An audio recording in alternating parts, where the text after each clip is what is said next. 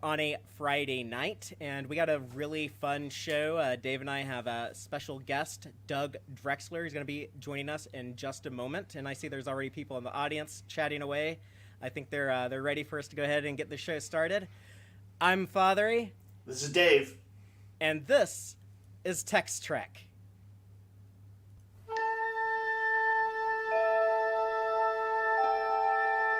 Engage.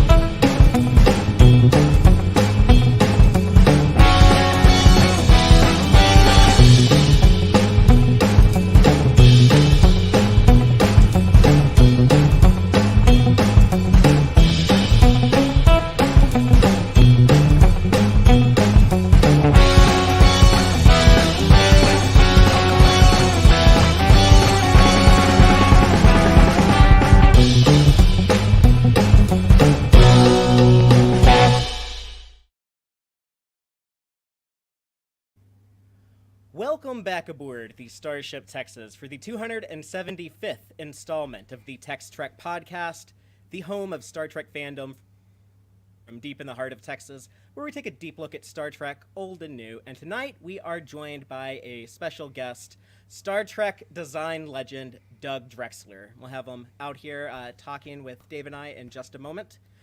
Just real quick, before we do that, I want to give a big thank you to the Tex-Trek Patreon supporters. We have an announcement that we'll make later at the end of the show about the watch party coming up tomorrow, if you're watching us live on Friday, tomorrow on February 17th.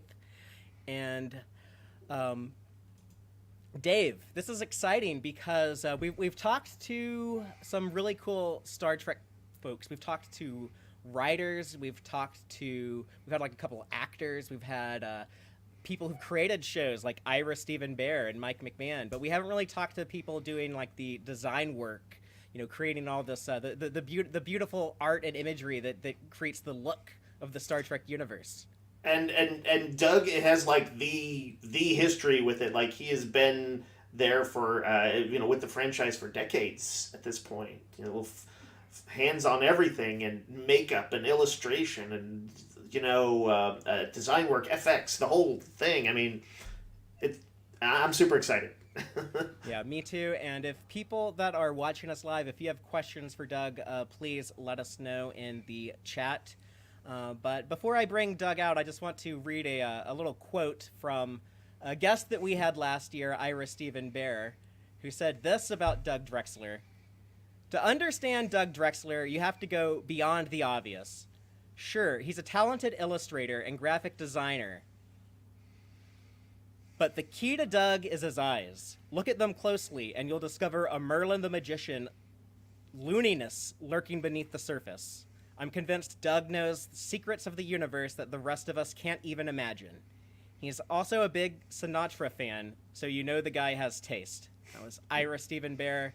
So here he is, our guest, Doug Drexler. Doug, how are you doing? You're on. Yeah, I was right. The secrets to the universe that no one would really want to understand. we have Merlin with us. That was a good quote. That's a great quote though. Well, yeah, it's a lot better than what Ira says about us. Oh, what did he say about you guys? No, he had a good time, I think, when we talked to him. Yeah, he's awesome. He's crazy. Well, a lot of people say that about Merlin the Magician, so I don't know what he's trying to say about you there. Vic Fontaine was really a present to me and Ira because we were both big Sinatra fans. So yeah, and so he gosh, I'm blanking on the actor's name suddenly for Vic. Who was it? Fatheree. Can I help you? That's all right. Well, but he actually literally toured with the Rat Pack. I mean, that's just the craziest. James Darren. Thank you. There we go. Oh, the Rat Pack? What? I didn't know that. I don't know if he toured with them, but he hung out. He partied with them. Partied with them. Okay, there we go. He tells a few stories. I wouldn't be surprised. After I worked with Henry Silva on Dick Tracy, and he was one of the Rat Pack. He was in Ocean's 11, and he said that at the end, when they'd be done working on because I don't think they worked past 5 or 6 on Ocean's 11 because Sinatra was in charge, and he would just say, put his hand over the lens and say, "We're done." And then he'd tell everybody to meet him at his hotel room in Vegas, and to bring your sunglasses, which means that you're going to be there all night till the sun comes up. I heard about that. That he was a sundown to sunup kind of guy. Yeah. Yeah, he was a party guy. He could do anything he wanted. Yeah, could only shoot one take though. Didn't want to cut into his drinking partying time, I guess. Hell yeah. No, I mean they would go and do their summits at the hotels. They go directly from working on a film to going on stage at one of the casinos. Wow. That energy. Back in those days, though, we also had, in the 1960s, the revolutionary sci-fi show Star Trek breaking ground on TV, and you are one of the OG fans who's been there from the very first run. Is that right? I am, and I remember that when they tried to cancel the show in the second season, I was part of the whole Save Star Trek thing, and I was 13. So we owe you extra thanks. that you're welcome. Man, I mean, it's why we're here. Well, we were writing letters to NBC, and I wrote a letter to all the newspapers too. And then one day while I was in class, I got called to the principal's office.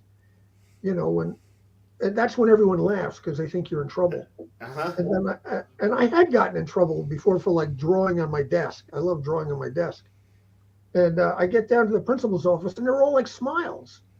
The secretaries and and the principal comes out, he's all smiles, and I find out Harvey Aronson, who is a columnist for Newsday, is on the phone, and he wants to talk to me about Star Trek. Hang on, can you hang on 1 second? My parrot is yelling for me. Hold on 1 second. We can make small talk. This is already very exciting. I'm loving this. How cool is that? That you're part of like the letter writing campaign that saved it, and you actually kind of got, sounds like, some recognition at the time. This is going to be very cool. And to be getting in trouble for drawing on your desk as a kid. Here he is. That's a classic. Hey! We have a parrot cameo. What's the name of the parrot? Anyone who follows me knows about him, who's been with me for 43 years. What a cutie. Yeah, I saw another video with him. Remind us the name? Beaker. Like the Muppet. Yeah.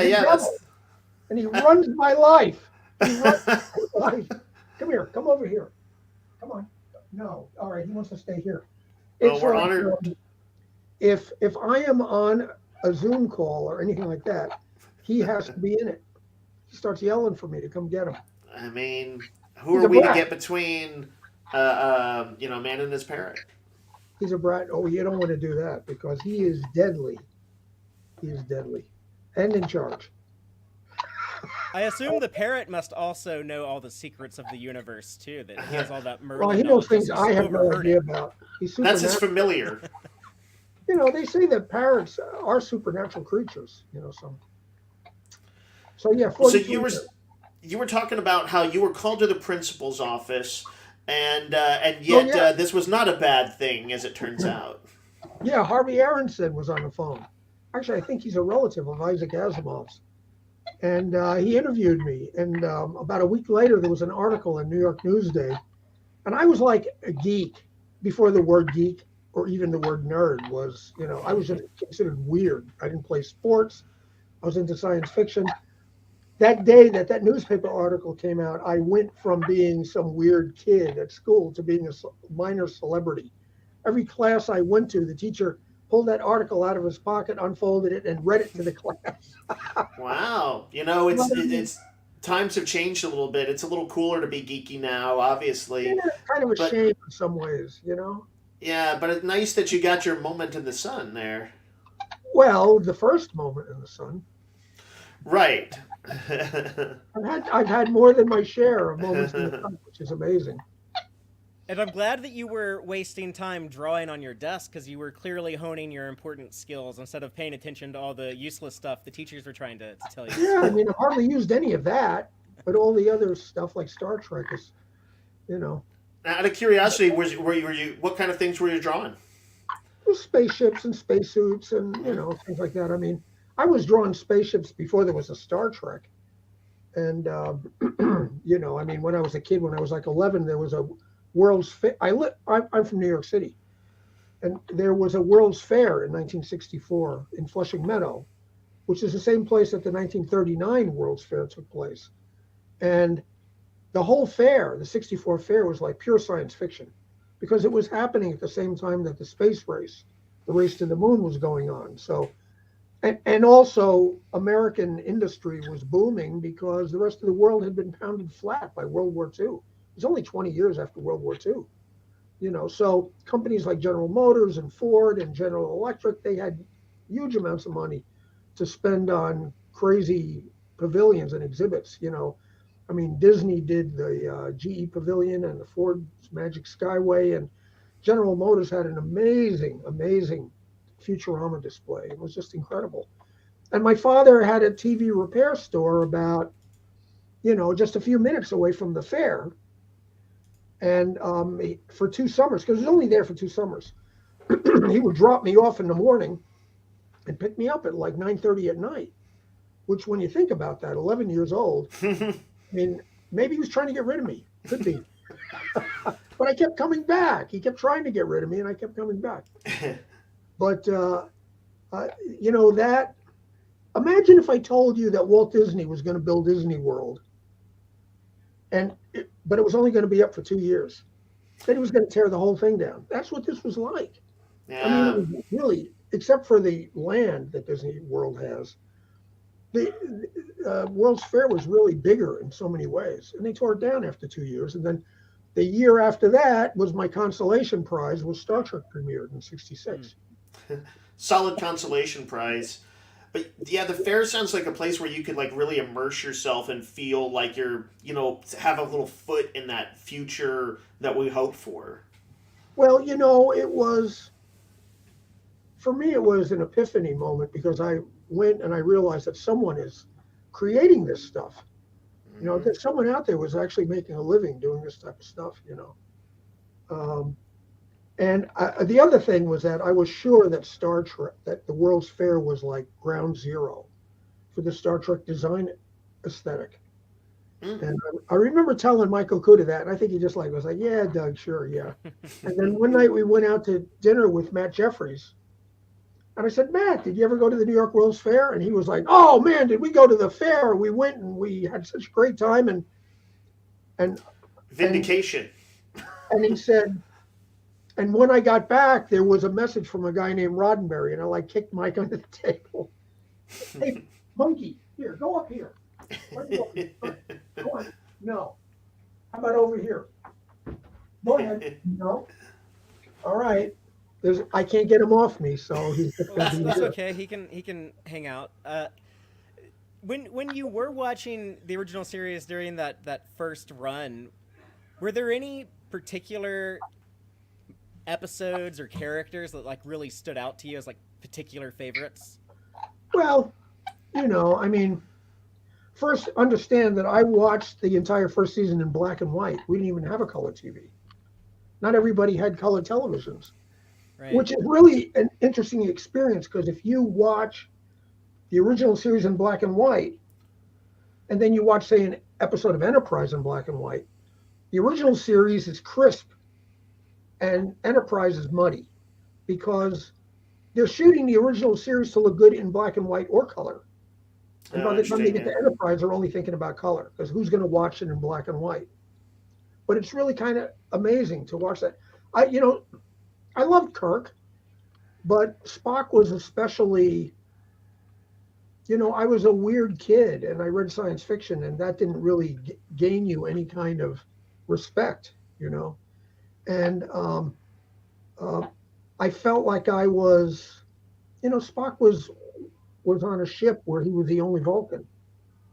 He was kind of on the outside. I mean, especially in the first season, you can hear it. Right. Oh, don't Trek don't, always don't seems to have been pretty good with like having sort of outsider characters that fans could link to. Data was of course another one, and other characters along the way. well, Seven. Gene was smart. I mean, he knew that most kids were going through that. Mm-hmm. I mean, the show wasn't just for kids, though. I mean, Star Trek was adult, especially for the day. I mean, of course, Twilight Zone was fantastic, and Mm-hmm. Outer Limits was great, and but most science fiction was pretty much kid stuff. I mean, I love Lost in Space and Voice of the Bottom of the Sea, but they were pretty silly. Some really great design work, but the shows were really meant for kids. Do you want to go back over here now? Right. Yeah. That Go on. There we go. Wow, my arm is getting tired. It's, He only you weighs get- 400 pounds. But that Yeah, I kind of remember- uniqueness of Star Trek as being like the first kind of serious adult science fiction on TV that wasn't Twilight Zone, that wasn't an anthology. Here is a world, here are characters that we're going to flesh out and show you week to week. And just for 3 years, they were going to get canceled and go away. Because it was so unique, that probably is what kind of led to it being so popular in syndication in the 70s and just kind of becoming a canceled show that just got real big real fast. Well, the thing was that Trek was kind of ahead of its time, as far as treating everyone equally and inclusion for everybody, and that was for the 60s, that was really pretty far ahead of its time. I mean, actually, the truth is, I mean, like Stan Lee was doing that with the Marvel comics he was writing at the time, Fantastic Four, and I mean, there's a Stan soapbox where he talks about equality and. Oh, for sure. That's very famous now. I used to read Stan soapbox every month.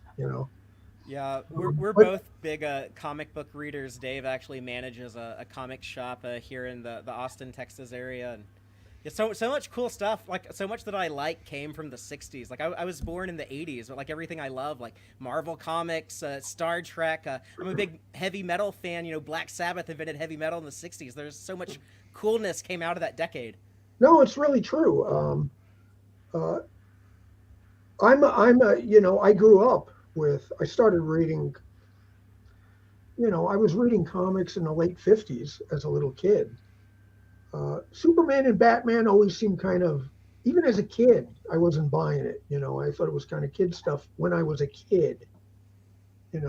When Stan started doing, like in the late '50s, they were doing monster stuff, like Where Monsters Dwell, things like that. And you could tell that the writing was not following the standard that, say, DC Comics have been doing for years. And then I guess in 1962 or something, Stan did the Fantastic Four, and it was just different. It was so unusual, and I was a very well-read kid. I was reading science fiction. I was into Edgar Rice Burroughs and Isaac Asimov, and I was even reading Harlan Ellison, and that's kind of what I measured everything against were the books that I was reading. And Star Trek, aside from, say, Twilight Zone, I felt like it was being run by someone who was a fan of science fiction, which was very unusual.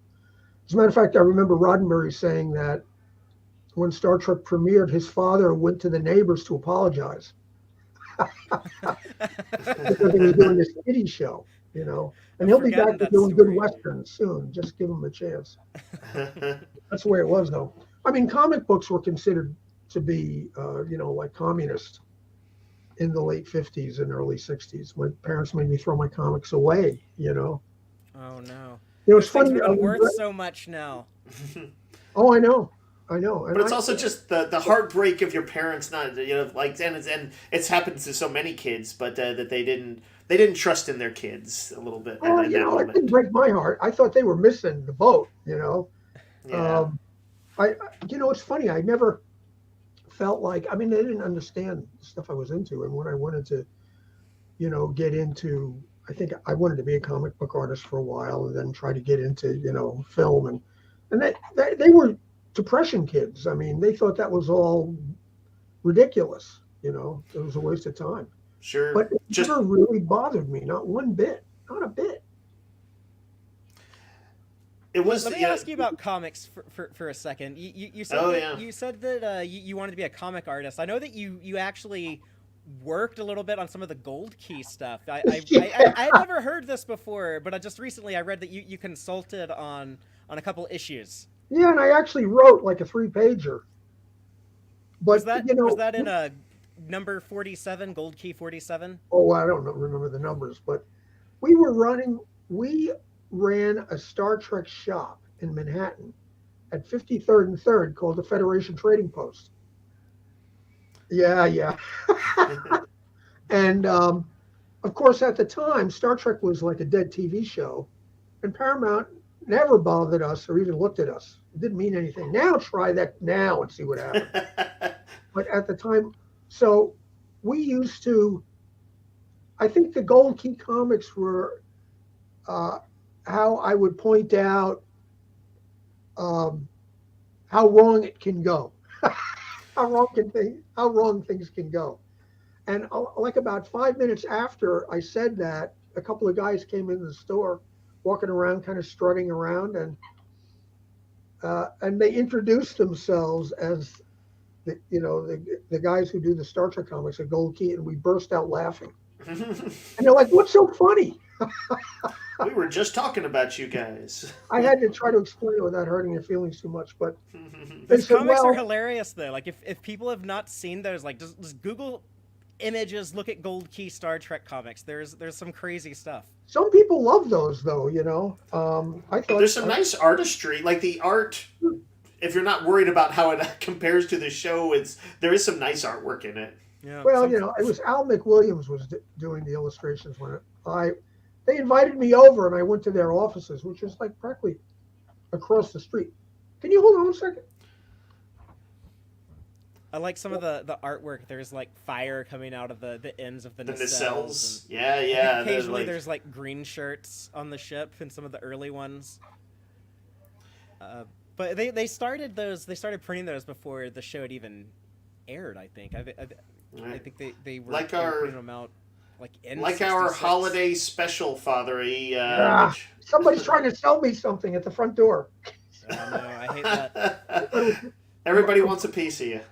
So, I went over and had a meeting with them, and they were willing to give it a shot. I went through like 2 episodes and wrote notes, and Al McWilliams came in, and the stuff I was pointing out, I'm sure they thought I was out of my mind. Like, who cares, But to me, continuity is everything. And so anyway, I did that for a little while, and I got to hand it to them. They let me. But I think it was just another level of details that they had to go through, and they already had enough work to do, and that ended up ending. But we did go from there to doing the Star Trek poster book, which was the first Star Trek magazine ever. What do you want? What am I going to do? Got a bossy parrot. He's very, very demanding. Hey, Beaker. Demando. I don't think I know about the poster book. What was that something that you did the art, or did you compile it? We wrote the articles, and we provided all the images were from our slide collections. And go on the internet and type in Star Trek Giant Post Book. It was the first Star Trek magazine. There are a lot of people who, I did one article that's really famous called the Smithsonian Report, where I went down to the Air and Space Museum, and they gave me a ladder, and I went in before the place opened up and took all kinds of pictures of the model that no one had ever seen before. See, Geek Filter knows. That's right. I got a lot of the poster books. That's our friend Aaron. Yeah. Aaron knows Doug. That's Aaron Harvey. Yeah. But I wanted I just wanted to point out that print stuff in the 70s, when we didn't really have any Star Trek between like the animated series and the movie. Like there wasn't anything happening in those years other than stuff that fans were largely involved with, like a lot of the print stuff. So that was really important kind of early on in the life of the fandom and growing this huge fandom that we have now. Well, Star Trek got big in syndication, but one of the things that was going on was they were fanzines. Fanzines were very big at the time. If you went to early Star Trek conventions, there'd be an entire room that was just fanzines. And that was basically fans doing drawings and fan fiction that they would mimeograph. You remember mimeographs? Sure. I don't know. I don't think it was Xerox yet. I remember the smell of them. Yeah, you knew a test was coming at school if you smelled that smell coming into the building. But fanzines were really huge, and I really think that it was kind of the fan internet at the time. When we had the Federation Trading Post, we used to take fanzines on consignment. We had a whole wall of fanzines, and people would send them to us from all over the country, and you could come in the store and buy fanzines. And I remember maybe about 10 years after that, like 87 or something, there was an article in the New York Times that talked about the influx of women into writing science fiction and fantasy. Up until then, it had mostly been a man's game. But Star Trek opened up science fiction to a lot of girls. And they were the ones who were really doing the bulk of the fanzines. You want to go down? Go ahead. Go ahead. Go on. No, he's not getting off. Like, somebody call the police. You guys are connected at the wrist. Well, he's not bothering us. So I think he just likes the attention. He likes being on camera. Oh, boy. Yeah, so fanzines were... I mean, I did illustrations for fanzines. Greg Jean did. You want to go over here now? Go ahead. So, yeah. What age were you roughly in that era? I guess I was 23. Okay, just approximate, yeah. 23, I guess. I was working. There was this company called Homeless Protection in Manhattan where you and another guy in a patrol car would answer burglar alarms, and you were armed even. Wow. That was crazy that I was involved with that. But I used to rush home at night to watch The Outer Limits. I mean, back then you couldn't tape anything. Right. And if you missed it, you missed it. So I would rush home, and it was like midnight or something, and there was like a 10-second still frame ad for the Federation Trading Post, the only Star Trek store in the galaxy with an address. And I'm like, what?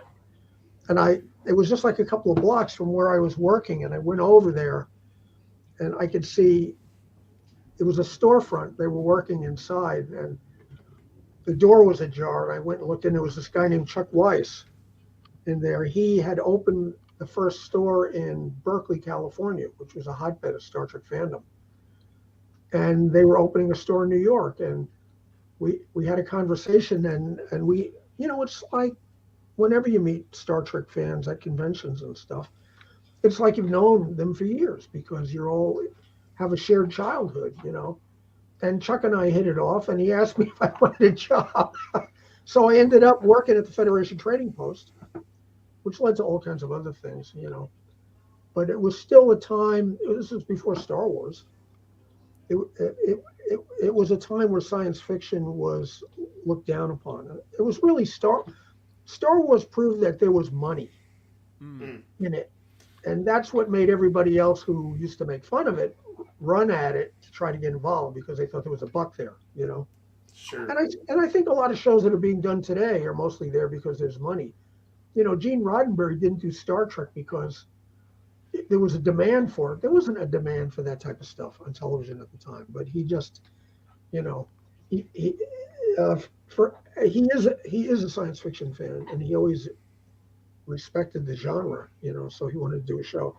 I was watching Gene Roddenberry as a kid on a show called Have Gun Will Travel with Richard Boone, which was like a thinking person science fiction show. It was really kind of sophisticated. If you've never seen it, you should take a look at it. I need to add that. Yeah.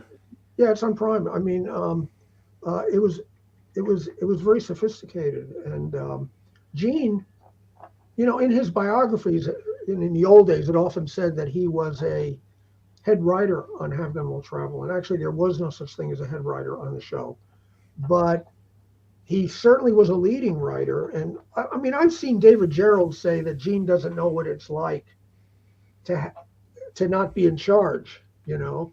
But the truth is that David really doesn't know that much about Gene Roddenberry, because Gene wrote 24 episodes of Have a Gun Will Travel, and in some of them you could see Star Trek happening. You know, a favorite one of mine is called the Great Mojave Chase, because Captain Pike ended up being from Mojave. You know, but if you've never seen it, it's really an impressive show. I was watching it as a kid, you know. Yeah, I think Father and I will both do a little tuning into that. That sounds good. Yeah, it's an amazing show. It really is. If I can find that episode, I'll toss it on in the Tex-Trek Discord server. Yeah, the Great Mojave Chase. With me. Well, I mean, there's another one that is so freaking Star Trek. It's Molly Maguire. It may have been called Molly Maguire. I can't remember, but you know, basically Paladin. Richard Boone is he's a highwayman, rob him and take his horse and his guns and everything, and he ends up coming up to a farmhouse where he gets a job in the kitchen until he could get himself back together.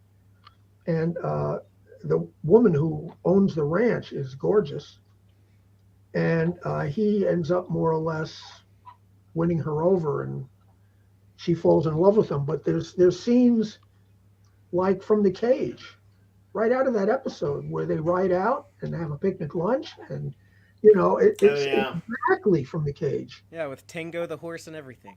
Yeah, and there's even a scene at the end where he has to finally leave, and the person who's the cook and the woman who owns the place are both looking after him, misty-eyed, going, "I'll never find help like that again." You know, it's like a scene like in an old Star Trek where it's like, "I'll watch the stars, James Kirk, and I'll remember." You know, is exactly, if it had been Star Trek, he would have beamed down instead of rode off on his horse. Well, but it's a fantastic piece of television. Doug, let me ask about after Star Wars came out and made sci-fi cool, and they started making new Star Trek movies again, and you went out to Hollywood and started working in the film industry, eventually ending up on Next Generation. But before you got there, before you got like on Star Trek, what was some of the makeup work you were doing in the 80s that like some of the highlights that really got started in the business in New York for like the first 10, 11 years. I got interested in makeup, and I found out that Dick Smith was the greatest character makeup artist who ever lived in Larchmont, New York. He wasn't in California. And a friend of mine, he used to write articles for film magazines. I went out to his house because he had actual appliances and costumes from Planet of the Apes. And I wanted to see that stuff. And I brought pictures with me, and Doug Murray was his name. And I showed him the pictures, and I remember him like, And he was always a hard one to get a read on. And then he says, "You know what? I just interviewed Dick Smith. I'm going to give you his telephone number." And I remember wetting my pants because he was like a hero of mine already. You know, I mean, I became a big Dick Smith fan. The Exorcist had a lot to do with it because Dick did all the makeups in The Exorcist. And Linda Blair, possessed little girl, was horrific. But it was years after that I saw Max von Sydow, who played the like 86-year-old priest, Father Merrin. Right. And I saw him in a movie like years later, and he was like in his 40s. And I'm like, to this day, one of the greatest old age makeup effects ever, maybe the greatest one. Well, it just goes right by you. You never even realize that it's a makeup, and that the Linda Blair makeup is not the makeup of The Exorcist. It's Father Merrin. And so I was a huge Dick Smith fan, and then Doug Murray gave me his telephone number, and it took me a couple of weeks to build up the courage to call him, and I called him, and he kept me on the phone, giving me information and talking to me for like an hour. And I started sending him pictures of my work, which had to go through the mail. There was no internet. And then calls me one morning and says, "Can I come to work to be an assistant on a movie called The Hunger?" It's like one of the first new wave kind of vampire films. It had David Bowie and Catherine Deneuve and Susan Sarandon in it. And I mean, I couldn't believe it. he said to me, he says, I can't afford to pay you much, like $60 a day. Was that okay? And like, I think I was making $150 a week at the art store I was working at, so I was crazed. And so that was my big opportunity. And I really haven't stopped working since then. It was really miraculous. But I ended up hooking up with another Dick Smith guy, a guy named John Caglione, who we became makeup partners. And we worked together like 11 years. And we did, a bunch of stupid movies and some cool ones. And then we managed to land Dick Tracy, Warren Beatty's Dick Tracy, which at the time, Warren Beatty was huge. And the idea that we would, when we read that Warren Beatty was going to do Dick Tracy, we knew, I remember we looked at each other and said, whoever gets that job is getting an Academy Award. Because of the potential for the face. You were talking about yourself. I didn't know it. Warren really didn't understand Dick Tracy. The movie he made was just a gangbusters movie, but if you really read Dick Tracy, you have no idea how far out and weird it was. It was so bizarre. And there was none of that in the movie, except the characters were bizarre, but that was it. But Chester Gould, the guy who did the script for 50 years, that stuff was whacked out nuts. And he was a big science fiction guy. Dick Tracy was science fiction. They had two-way wrist radios and then later wrist televisions. And, in the 70s, Dick Tracy, was going to the moon. There was a valley on the moon called Moon Valley, and Junior Tracy married a moon maid from the moon. It was like crazy shit. Diet Smith was the Tony Stark of Dick Tracy. Before there was a Tony Stark, there was Diet Smith, who invented all the far out stuff like the space coupe. And where's my space coupe? See, here's a little printout of a space coupe a friend made for me. See that? This Nice. was a Dick Tracy spaceship. It was all run by magnetism. It was amazing. Love all the old classic rockets. Yeah, No one very, knows. very pulp sci-fi stuff right there, yeah. No, there was nothing like that in pulp magazines. They were all silver rocket ships. This was like totally its own thing. Nothing else has been like it, But So, anyway, You somehow said you said Beatty didn't quite get Dick Tracy. No. Did you enjoy the experience though of interacting on that my movie? God. And yeah, it was incredible. In my life, it's the greatest movie ever. It brought me to California. That's how I got on Star Trek. That's how I met Dorothy, my wife. We had, as makeup artists, we had like every actor in town wanted to be on that show. And they all worked for scale as a favor to Warren. We had Al Pacino, and Dustin Hoffman and James Caan and Henry Silva. And it was just like amazing, absolutely amazing. And as the makeup guy, you're up close and personal with them every day. Oh, well, that's for sure. You're living with the actors, which when I went to, after Dick Tracy, when I ended up on Next Generation, because I begged Mike Westmore to let me come on the show. And he's like, but why? You're doing features. And I'm like, no.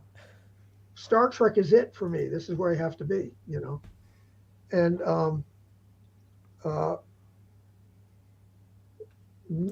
working on first of all, I went on to Star Trek with a lot of street cred because I came from a Warren Beatty movie and they were all delighted.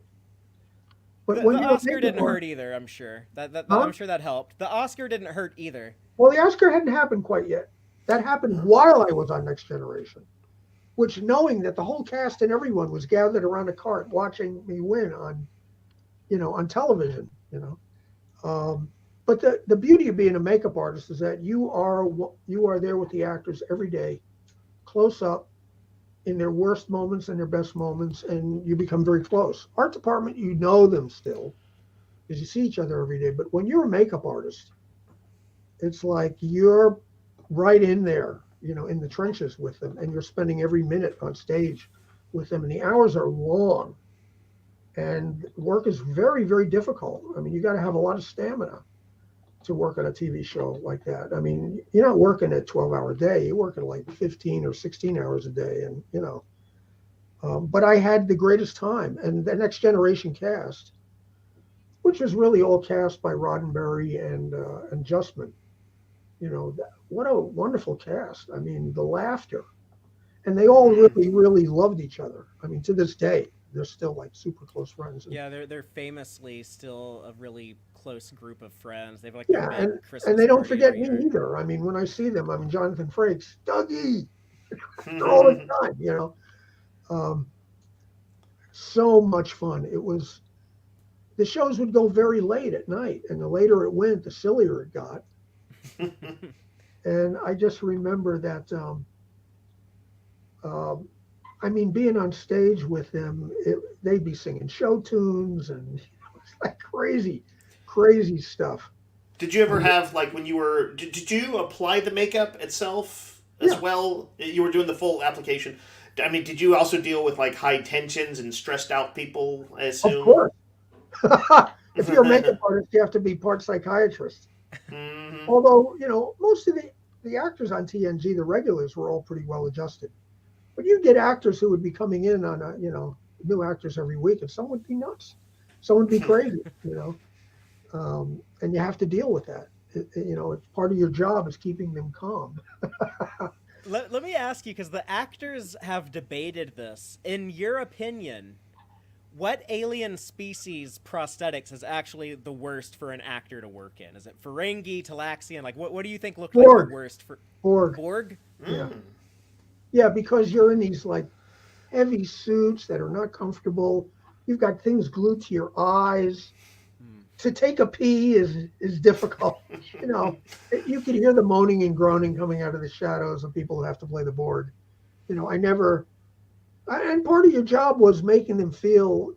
I mean, people like that can start to treat them like furniture, on stage. For sure. And as a makeup artist, it's your job to go over and, give them a little shoulder rub and ask them if they'd like a cup of coffee and can I get something for you? And, keep them from freaking out. I mean, there have been some actors that freaked out. I know one night I was there, an actor went home, couldn't take it, went home with the makeup on, with the costume on, didn't come back. Wow. You just have to like roll with that kind of stuff. Yeah, I think I know about that story. I think it was a Vulcan on Enterprise, right?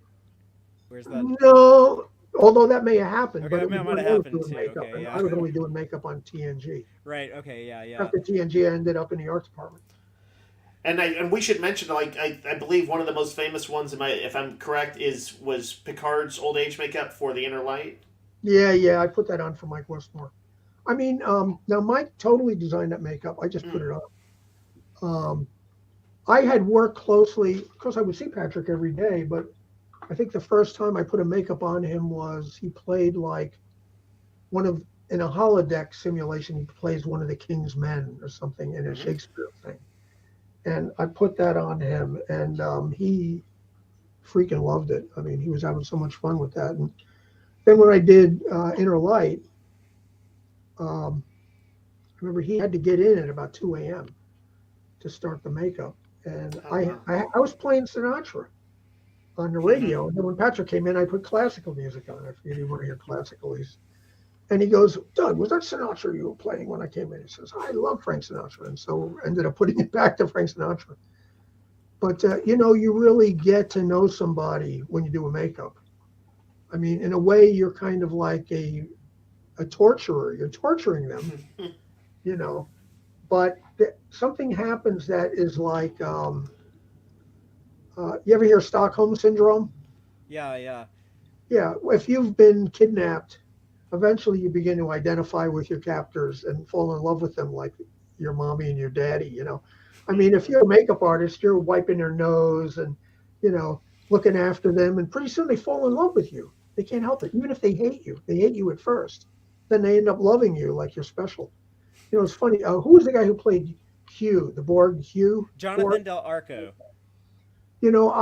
I paid a lot of attention to him on stage. I didn't put his makeup on, but I pay a lot of attention talking to him and touching his makeup up. And I got to be pretty good friends with Hugh. But then about 4 months later, some guy runs up to me in the back lot and says, Doug, don't you remember me? I'm like, I know. I don't. Who? And he was so offended that I didn't remember him, but I've only seen him as a Borg. I have no idea what he looked like out of his Borg makeup, But yeah, makeup's crazy. I'm glad to be done with it, I have to say. prefer the art department. Well, Fatheree, shall we use that to talk about the NX-01? Sure. Well, I don't know. Before that, because you were in the art department on DS9 and when Voyager and like some of the movies around that time, like Insurrection. Yeah, I mean, I was supposed to start in the art department at the end of TNG, but the person who was leaving got cold feet, and I didn't leave. So when DS9 started up, Mike, who I'd become friends with, I ended up going to Deep Space Nine, and I'd never been in an art department before, but that's really what I wanted to do before makeup. You know, makeup just kind of happened to me. I didn't grow up wanting to be a makeup artist.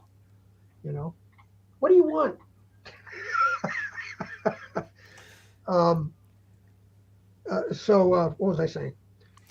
You know, I Deep Space Nine. I remember Mike later told me that Herman didn't want to hire you because he said he knew you and he didn't like you. And I'd never met him before. Never met him. He had me confused with somebody else. Oh yeah, he had you confused with that other Doug Drexler. Yeah, that other guy is totally an asshole. Well, it's like, well, I am an asshole, but Mike said later on, Herman came up and said, you know, you were right about him, and he wasn't the guy I thought he was. What do you want? For God's sake. That's the nature of animals, man. They just... It's all about him. It's all about him. Well, he's photogenic, and wants so all the attention. He wants to be on camera. He wants to be in charge, is what he wants. He's the boss. The boss!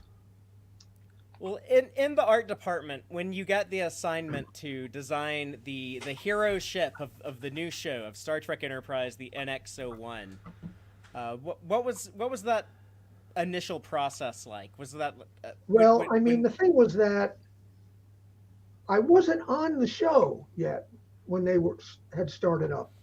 I didn't want to do graphics again. You know, I had done that for 7 years. Oh, for God's sake! Here, come here. Here, go here. Go ahead. Go on. Go. I didn't want to do graphics again. You know, I love working with Mike, but I was at Foundation Imaging learning CG, and they were doing Star Trek was slowly starting to do CG stuff. And so that's where I wanted to be. And they brought John in. John was doing designs, and they ran him through the mill. I mean, he must have done 30 designs. You know, they were all fine, you know. But, John Eves is who we're talking about. John Eves.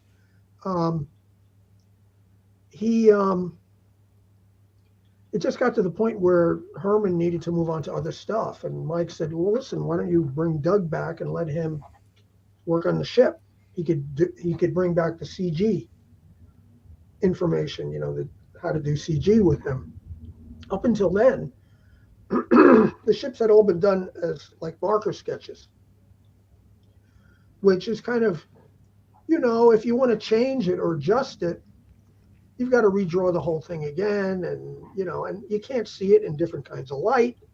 You know, I could do a design and spin it around and fly it across the screen, and you could really see what it looks like.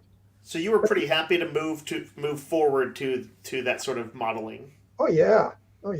I mean, and building models is just terrible, really, with the chemicals and the fumes, and you know, I know people who got sick from doing that kind of work. You know, CG is so much better in so many ways, and it just keeps getting better every day. You know, I was watching a Fast and Furious 10 or something the other night, and you can't tell the car crash that's in real ones. I mean, there's absolutely, you cannot tell. It's so good. But so Herman invited me back to do that, and I said, well, yeah, I want to do that. Oh my God, in Enterprise. And I said, but I can't, I have to give him 2 weeks notice. I can't just leave. And he said, oh, that's okay. He says, I'll just come to your house after work. So I would go work all day at Foundation Imaging, come back, and Herman Zimmerman would be sitting on the steps of my house waiting for me. I'm like, oh God, I'm tired. And then he'd spend like hours with me, you know, looking over my shoulder. And that's how that got started. And then I finally went back to the office with Mike and Denise, and, you know, which is, to me, that's the best place. Art department's awesome. First of all, you know, you got to remember that visual effects, if you're in the art department or you're doing makeup, you're in a union. and they will take care of you. And there's a pension, and you get health insurance. Visual effects is like anyone who's working in visual effects is not getting anything. You know, uh, they have no pensions. There's nothing. You know, I did it because I was fascinated by the technology, and then when I went back to Enterprise for 4 years, which was great, Gary Hutzel, who was a visual effects supervisor on Next Generation and Deep Space Nine, we become great friends on Deep Space Nine, and he wanted me to go with him to Battlestar Galactica. And I'm like, Gary, I can't just leave Enterprise. It could go for 7 years, you know. And we knew that there was a trouble in River City when people come in the art department and start measuring the office, you know, you're probably going to get canceled. The writing was on the wall. Yeah, I mean, we found out on the internet. They didn't tell us. And I remember driving home thinking, wow, I mean, I just worked straight for so many years, which is unheard of. I'm probably never going to work again. And I got home and Dorothy meets me at the door and she says, there's a phone call from Gary Hutzel. And he's calling from Vancouver. See this? He's calling from, here, go ahead, go. I can't take you. You have to go your own. Go yourself. I knew he was going to invite me to come to Galactica, which is what he did. You know, I mean, I got on the phone and he said, I heard about Enterprise. I'm like, yeah. And he says, but you know, every cloud has a silver lining. And he asked me to come work with him on Galactica, which was fantastic, only because I love working with Gary. And also Gary gave me opportunities that nobody else would have given me, you know, because Gary knew me so well. As long as I was at Foundation Imaging, they were giving all the interesting stuff to their people who had seniority, you know. But when I went to Gary, he wanted to get away from those, effects houses. He wanted to do it all in-house.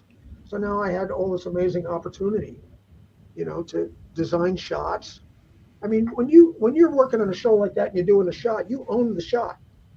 You're lighting it, you're setting up the camera, you're setting up the action. You know, it was really incredible.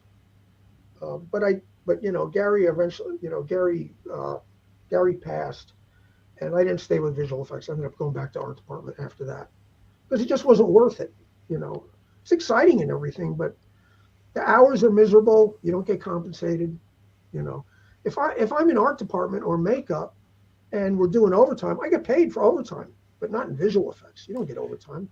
Is there any chance of that changing? You know, with sort of more the strikes that have been going on, that this might catch on for visual effects as well? No, never happened, because they're afraid to form a union. Because if people in Los Angeles make a stink and go on strike, they'll just go to Singapore. They'll just go to New Delhi. They'll just go to Hong Kong and do it over the internet. There's no leverage. So they're afraid to have a union because there's too many other places you could go. If you're a makeup artist, you've got to be on stage. You know, you can't do makeup over the internet, you know. And art department is the same thing. You got to be there when they're building the sets, and it's a whole different thing. So I feel sorry for phone that in. I feel sorry for my friends who are in visual effects, you know. Well, let me ask you this about it. It sounds like, just in addition of the job perks being better, but it sounds like your heart is really more in the designing world than. Well, the thing was that when I was working with Gary, I was doing visual effects, but we were also designing, you know. On Battlestar Galactica, the art department was so cool that we designed the ships. They're like, oh, guys, go ahead, you do it, you know. When we did the last show that we did was Blood and Chrome, the whole show was green screen. Right. And they were bringing in Doug McLean, who was art director on the show, and they took so long to make up their mind, he had to take another job. And he said, you know, you don't need me. Those guys in visual effects can design everything themselves. And that's what we did. We ended up, you know, we designed the entire show. The art department didn't do it. So with Gary, there was always that, you know, where I could be a designer and do visual effects. That's not usually the way it works. It was very unusual for that to happen that way.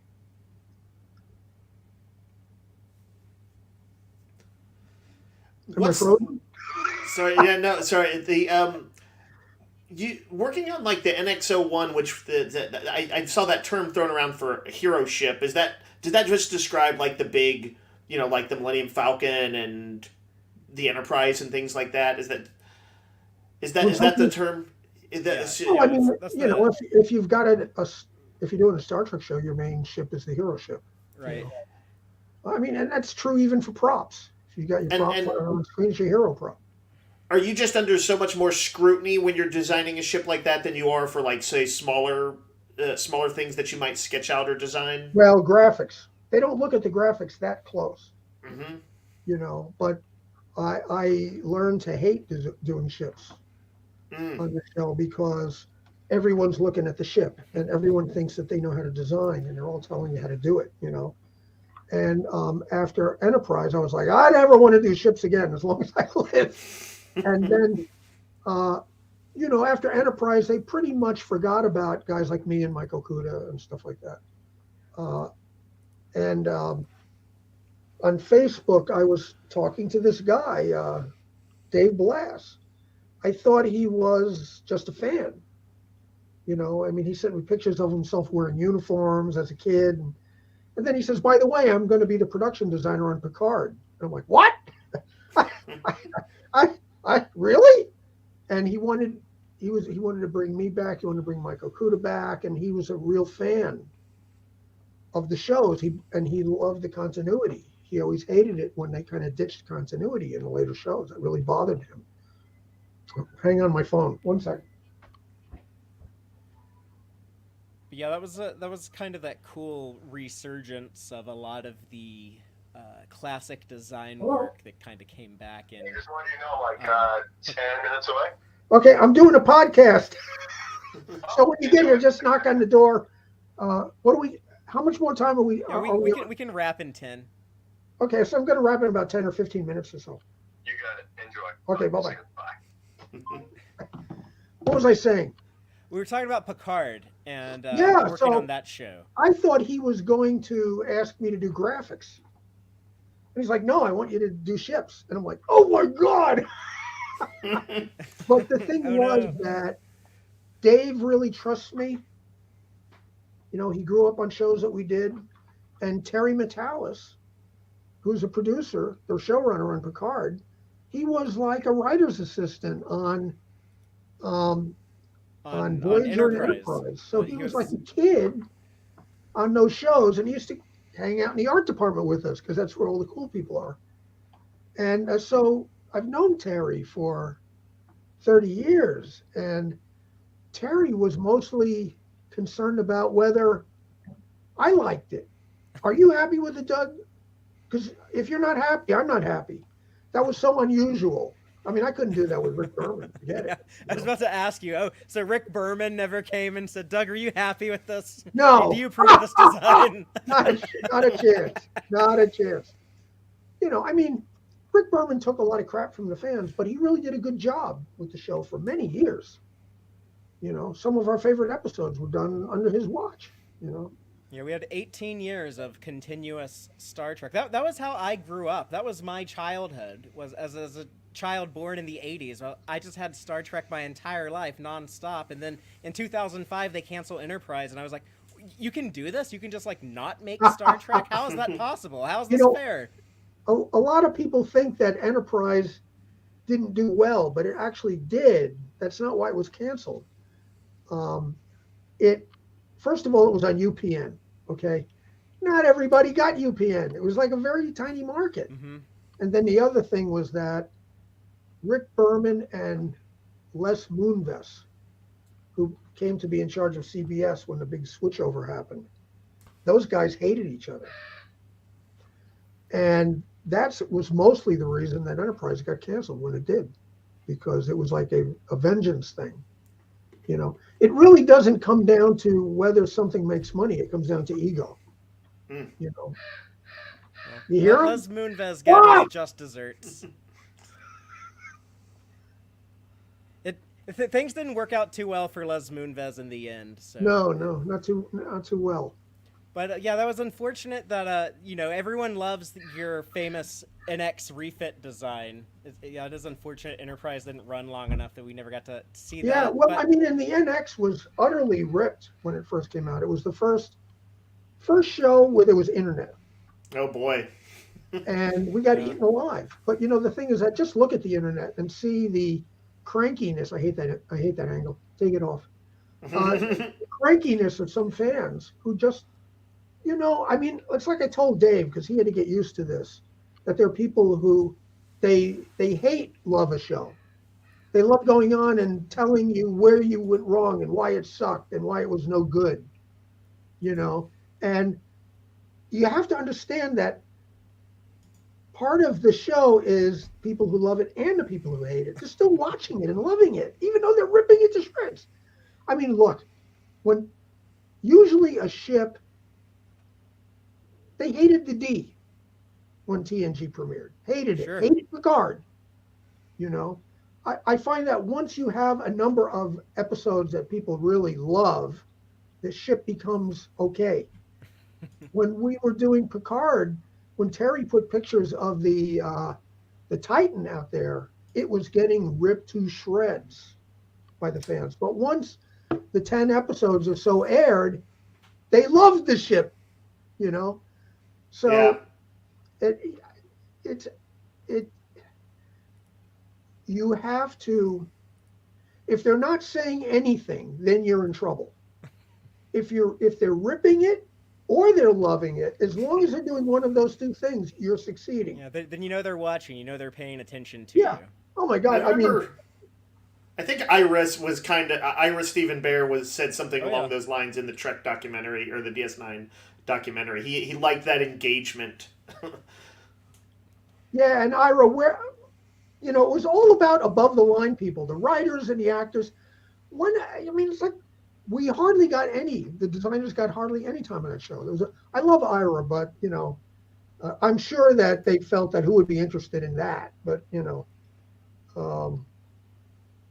That definitely feels like it was the writers' show. Of all those Berman era shows, DS9 was the writers' show. yeah. Well, DS9 was pretty hated for the first couple of episodes. But once Berman and Braga went to do Voyager, and Ira came in, and Robert Wolfe and stuff, they started doing these long arcs. Right. Although they were war arcs, which I'm not a fan of the war stuff, but it really worked out for Deep Space Nine. Well, Doug, I really appreciate you taking time to talk with us today, and I'm really glad that you were able to get another chance to, as someone who grew up enjoying a lot of your work. It was a great joy just to get to see more Drexler Star Trek in Picard seasons 2 and 3. Well, Picard was full circle, not just in front of the camera, but behind the camera too. That was the wonderful thing about it. There's a direct line from Picard to that era of shows. Mm-hmm. And that's why if Terry ever gets to do Legacy, it's going to be about tying up loose ends from that era. And I think fans really want to see that. Of course, there's a big demand for that. And I did end up going to Orville for a season. But I think I probably, almost certainly will be on it for season 4, which is probably going to happen. I'd love to see Legacy happen, but that could be a couple of years away. And I don't know if I'm still going to be working by then, But you think Seth is going to get the Orville season 4? That's going to be relatively pretty soon. I do. Because Seth does what he wants. He's got a lot of power. That's what it seems like. Yeah, that's certainly what it seems like. Yeah. If they don't want to pay the money, he'll pony up his own money to finish an episode. So I do believe there'll be a season 4. That's cool. We're ending on some very, very strong confidence from Doug Drexler on the return of Orville. I do. I really think there's going to be a season 4. Eventually, I'll never stop working on my own projects, but eventually I'm going to, ride off into the sunset as far as TV and stuff like that goes, You got to take a nap occasionally. Well, a dirt nap. No. I can't do that. I'm writing. I have all kinds of stuff I'm doing on my own. I'm writing my memoir. Oh, which goes all through makeup and Star Trek, and it's all funny stories. I think people are going to really like it. When will that be available? And is there anything else that you wanna tell us about before? Well, Before like we I sign said, off? there hasn't really been any work as far as Hollywood for the last year, and or the fourth season of Orville will be, when I go back to work. The memoir is important to me. I think a lot of Star Trek fans will like it, and anyone who's interested in Hollywood will like it. It's not just Star Trek. It's not an art book. It really, I think, is more interesting than that. But um, I've been a lucky guy, I got to say. It's been absolutely amazing. I mean, uh, there, there was an Academy Award on Dick Tracy, and I have a couple of Emmys from Battlestar Galactica, and we were nominated a bunch of times for that. And it's been pretty damned amazing. I I I would love to work on Legacy. I'm not. I can't say I'm dying to work on any of the other shows since then. They look like there's doing Star Trek, but there was something groundbreaking about the original Star Trek and Next Generation and the shows that followed that, where there was still a lot of Roddenberry going on there. I was never really interested in being on Discovery. I never even tried to be on it. I wasn't crazy about the movies. I have to say that when I saw the first movie, I wanted to like it, but I swear to God, I went to Rod Roddenberry's screening at the Paramount lot, and I walked out after about a half an hour. And I wanted to like it. It's just that there was stuff in it that I found. There was a Starfleet crew cadet who yelled, "I can't wait to kick some Romulan ass." And I think there was a makeout scene with Spock and Orin and Turbo. I'm like, oh my God, I don't have to sit here and be tortured. So I ended up, Dorothy saw my car pull up at the front of the house, and she's like, uh-oh, back early. I feel like you've earned your opinion on Trek, and that seems fair. I mean, yeah, I think I have. You put in your time. Yeah, I've had so much to do with it over the years. I've spent so many years protecting it while working on the shows that I feel protective towards it, and my job was looking for things that were wrong, and I just felt that, look, I'll never forget, I saw J.J. Abrams on The Daily Show with Jon Stewart. And John is a big Star Trek fan.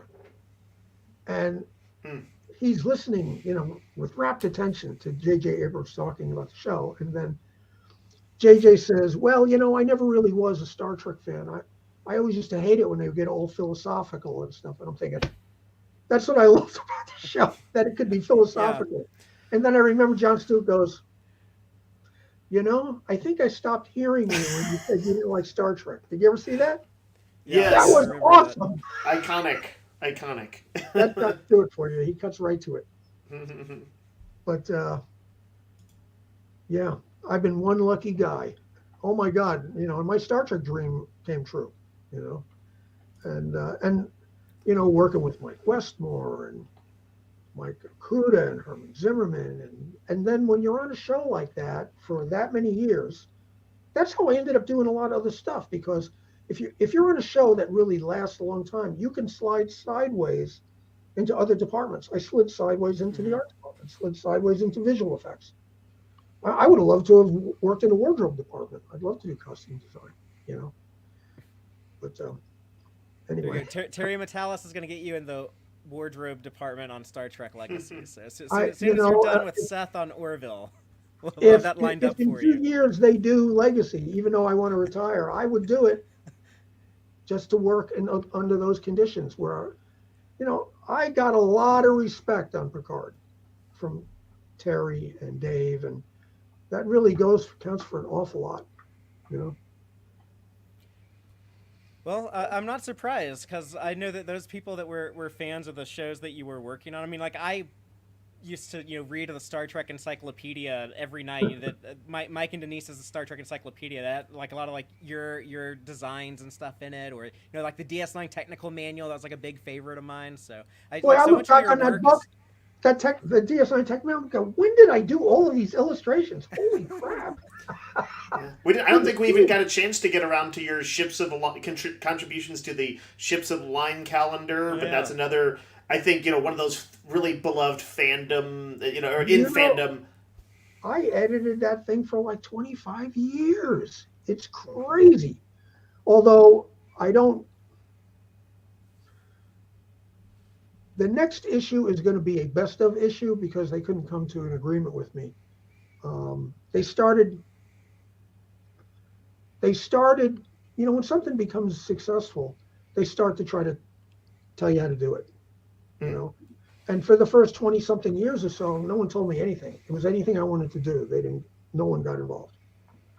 And the last few years, the art direction has been telling, pixel plucking, and it's like, I don't know if I'll be I might be consulting, but I don't think I'm going to be the lead guy in another year.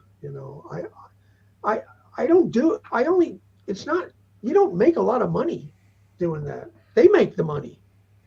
Everybody who's on it, and including me, we do it because we're left alone. But now there's, when something becomes too successful, and the calendar has been like on Amazon's bestseller list every year, But, well, listen, I am going to have to run, but if you want to have me back sometime. Sure. We'd love to have you back. We'd love to talk again. But thank you so much for tonight. I'll go ahead and let you say goodbye, and I'll remind everyone if the memoir comes out, be sure to let us know, and I'll be able to. I'm going to try to have it finished by the end of the year. Okay. And then it'll probably be another year or so before it sees any publishing happening.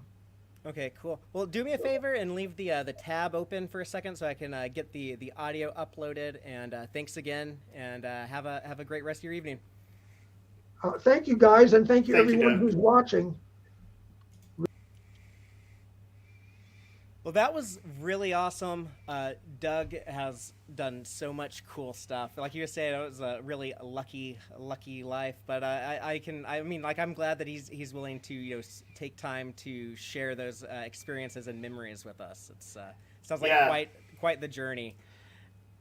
And I want to give a big thank you and shout out to the lovely Tex-Trek patrons who make the weekly show possible, and that's Starfleet, Sohel, Cake is Eternal, Crazy Dutchie, Joanne Robertson, John Daw, Geek Filter, Old Grey Trekkie, Quarkspar, Benjinium, Stephanie Durantes, Matthew Averett, Braxton, Chuck A, and our anonymous supporters. Thank each and every one of you so much. We really appreciate it. Doug, looks like we're good on the audio, so you can close the tab whenever you're done. And just a reminder to the patrons out there, our watch party is going to be tomorrow. If you're watching us live on Friday, it's going to be tomorrow, Saturday, February 17th, in the Tex-Trek Patreon, in the Tex-Trek Discord. We are going to be watching the Voyager episode, Someone to Watch Over Me. That's season 5, episode 20-something. I'm going to guess 22, I think. But it's the one where they sing You Are My Sunshine, as Sohel likes to refer to it that way. Speaking of Sohel, those of y'all that are watching live on Friday, I hope that y'all want to keep the fun going, because in an hour or so, I believe, Starfleet Sohel will be live on the After Dark show over on that YouTube channel. Just type in Starfleet Boy After Dark or Starfleet Sohel After Dark, and that should come up in the live chat. But I think that'll be a lot of fun. I don't know if he's still in the comments now, but he might want to let us know what's going on there. And I just want to thank everyone for the very generous super chats that we received today. Matthew Averett with a very generous $10 super chat says, just wanted to say I hope everyone has a great weekend. I promise to pick up Patreon again. Thank you, Matthew, so much for helping us out on Patreon. And then he gave us another $5. Thank you so much to let us know that he is back on Patreon. So we really appreciate it, Matthew Averett. Please, if anyone else wants to sign up on Patreon, now would be a great time. You can come into the watch party tomorrow. Come to whatever level you want, as low as $2 a month. I'll get you into the monthly watch parties. And Benjinium, also with a very generous super chat of $5, says, I miss Drex Files so much. Used to pour over the site for hours and hours. And Geek Filter, thank you for the $5. Thanks for joining us, Doug. So we really appreciate everyone who tuned in live and everyone else listening later. And we have the link in the live chat now. For Starfleet, so hail. So that'll be for the After Dark show over there. And in 2 weeks, Dave and I will be back with another guest, David Mack, a Star Trek author. Has written a bunch of Star Trek novels, but he has the new one coming out with the 7 of 9 backstory. So that's going to be fun to talk about. Totally. And we're not going to have a show next week. I'm going to be in Florida. But I will probably be posting, maybe do some type of stream with Sohel and Ruben. I don't know. I might do something from the ship on the cruise, because the Star Trek cruise is next week. So, it's just a matter of whether we can get the subspace communications working. Yeah, I mean, it'll be interesting because on the ship itself, they have like pretty good ship Wi-Fi, I guess through Starlink, but it's not quite good enough to the upload speeds aren't there to like stream. I wouldn't be able to like live stream from there. But before the ship gets too far away from land, maybe I can do some live streaming from there. But the point is, just make sure you're subscribed to the YouTube channel. If you listen to the podcast on a podcast platform, but you're not subscribed to the YouTube channel, you should go over to YouTube and hit subscribe, because then you can see my cool cruise updates, and you can also help us reach our goal of getting to 1701 subscribers. It'd be really cool to hit that beautiful NCC 1701 number at some point this year. But Dave, I think there's going to be a lot of cool stuff coming up, though. We have a big celebration of Discovery planned for March. We want to do some fun stuff there. Hopefully report on some stuff from South by Southwest here in Austin, with the premiere, the red carpet premiere of Star Trek Discovery Season 5 happening here in less than a month.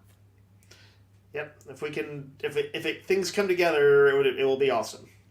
But one way or the other, we're going to be covering it, of course. Yeah, we're trying to see what we can do.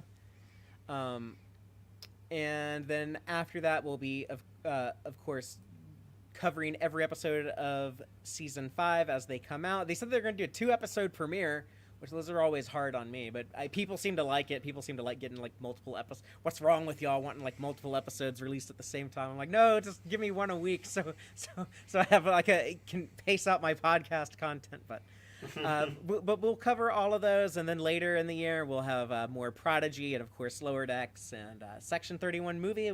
I think it'll be out like fall or Christmas. So shooting now in Toronto, currently being shot. So plenty of things coming up. But yes, David Mack in 2 weeks. And again, there won't be a show Friday like normal. I'll be on the Star Trek cruise. I'll be at sea. But if you subscribe to YouTube, you might see some fun content there. But I don't know, Dave. I feel like I should ask you, like, what's going on in your world? I don't know. Like, I'm gonna be like off boozing and cruising in a week. What are you gonna be up to next week? I don't know. I'm gonna probably I'm doing a little movie challenge, and so where I try to watch 30 movies in 30 days, or 29 in 29 days, as is the case in February, and so I'm watching a variety of movies, trying to see some things I haven't seen, and having fun with that, and. I'll probably be doing a little bit of catch up there, reading David Mack's book, getting queued up for that. So that if people want to follow Dave's movie journey, what are some of the movies that you watched lately that you're like writing up? Oh my gosh! Well, some classics like Double Indemnity and Sunset Boulevard. I watched a good stupid movie, Zoolander. Yeah, you'd never seen. Neither one of us had ever seen Zoolander until very recently. Like, you watched it, and you really liked it. Yeah, it was a lot of fun. I mean, I feel obligated, like I should watch it now, because it's you should watch it. It's weird that both of us had never seen it, and then like one of us watched it, and the other one still has never seen it. Because I feel like everyone's watched the movie. Yeah, that's true. That's part of the reason why I was like, I just need to see this. Yeah. A friend, I haven't watched The Emperor's New Groove either. A friend of mine I've never seen that one either. Saw that, and I'm like, I don't know why I'm never excited for it, but everybody always says it's super fun. And then I've watched some like art house movies too, like foreign movies, The Lives of Others, and I watched something recently called.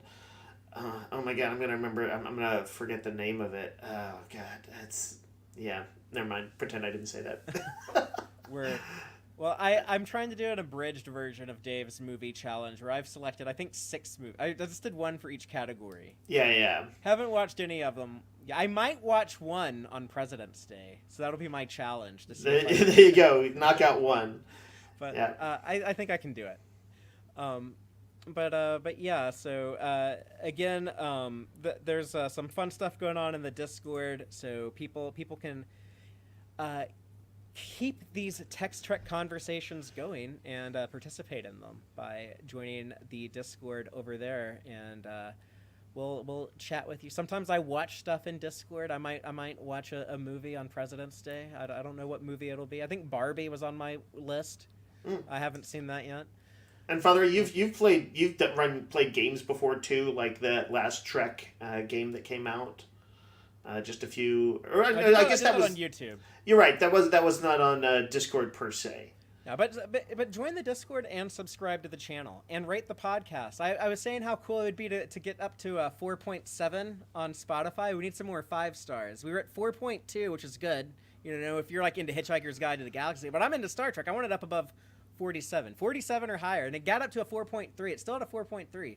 So if people can rate the podcast on Spotify, on Apple Podcasts, wherever you listen, and that will help more people discover us and put a big smile on our faces. Get us to Warp 5. Yeah, like Trip Tucker. Well, no, Trip Tucker was like, no, don't. She'll fly apart. Right. Despite Trip Tucker, let's get it up there. That's right. We have to be like the captain demanding it. I'm just like, sorry, Trip, it just has to be, man. And if you are someone who's going on the Trek cruise, look for the dude with the beard and the backwards cap walking around with the big belt buckle, because that's going to be the Tex-Trek dude, Fatheree. And come holler at me and talk to me, and we'll talk Star Trek and have a fun time hanging out on the ship with a lot of cool Star Trek fans and Star Trek actors. And and then we'll when I come back, we'll have some fun with David Mack, and I guess then we'll be kind of on the road to the return of Discovery and all the fun stuff in store with that. Seems like a plan. Until next time, as always, live long and prosper, y'all.